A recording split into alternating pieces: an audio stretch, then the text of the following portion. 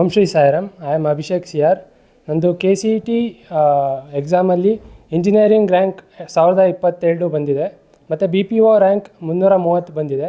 ಇದಕ್ಕೆ ನಾನು ಅಪ್ಪ ಅಮ್ಮ ಮತ್ತು ಎಲ್ಲ ಶಿಕ್ಷಕರಿಗೆ ಧನ್ಯವಾದ ಹೇಳೋಕ್ಕೆ ಇಷ್ಟಪಡ್ತೀನಿ. ಮತ್ತು ನಂದು ಸ್ಟಡೀಸ್ ಕಾಲೇಜಲ್ಲಿ ಚೆನ್ನಾಗೇ ನಡೀತಿತ್ತು. ಮತ್ತು ಇಲ್ಲಿ ಪ್ರತಿ ವಾರ ಮಾಕ್ ಟೆಸ್ಟ್ ಮಾಡೋರು, ಅದಾದಮೇಲೆ ಕ್ಲಾಸಲ್ಲಿ ಡಿಸ್ಕಷನ್ ಮಾಡ್ತಿದ್ರು. ಅದರಲ್ಲಿ ಜಾಸ್ತಿ ಹೆಲ್ಪ್ ಆಗೋದು KCETಗೂ. ನಾನು ಮೇನ್ಲಿ ಅದೇ JEE ಫೋಕಸ್ ಮಾಡಿದ್ದು. ಆದರೂ KCETಲ್ಲೂ ಮಾಕ್ ಟೆಸ್ಟ್ ಕೊಟ್ಬಿಟ್ಟು ನಮಗೆ ಹೆಲ್ಪ್ ಮಾಡಿದ್ದಾರೆ. ಮನೇಲಿ ಅಪ್ಪ ತುಂಬ ಖುಷಿ ಪಟ್ಟಿದ್ದಾರೆ. ನನಗೂ ಹಂಗೆ ಜಾಸ್ತಿ ಅಂದರೆ ರಿಲೇಟಿವ್ಸಿಗೆ ಕಂಪೇರ್ ಮಾಡಿ ಜಾಸ್ತಿ ಮಾಡಿದ್ದು, ಅದರಲ್ಲಿ ಅದಕ್ಕೆ ತುಂಬ ಖುಷಿ ಪಟ್ಟಿದ್ದಾರೆ ಜಾಸ್ತಿ ಬಂದಿದೆ ಅಂತ. ಕಾಲೇಜಲ್ಲಿ ಥಿಯರಿ ಇದು KCETಗೆ ಪ್ರತಿ ವೀಕ್ ಮಾಕ್ ಟೆಸ್ಟ್ ಕೊಡ್ತಿದ್ರು.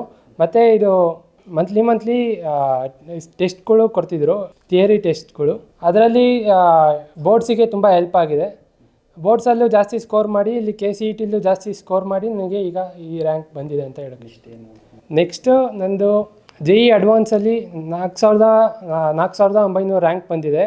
KCETಲಿ ಈಗ 1,022 ರ್ಯಾಂಕ್ ಬಂದಿದೆ. ಇವೆರಡೂ ಡಿಸೈಡ್ ಮಾಡಿ IITಗೆ ಹೋಗಬೇಕೋ ಇಲ್ಲ KCET ಪ್ರಕಾರ ಹೋಗಬೇಕೋ ನೋಡಬೇಕು, ಇನ್ನೂ ಡಿಸೈಡ್ ಮಾಡಬೇಕು.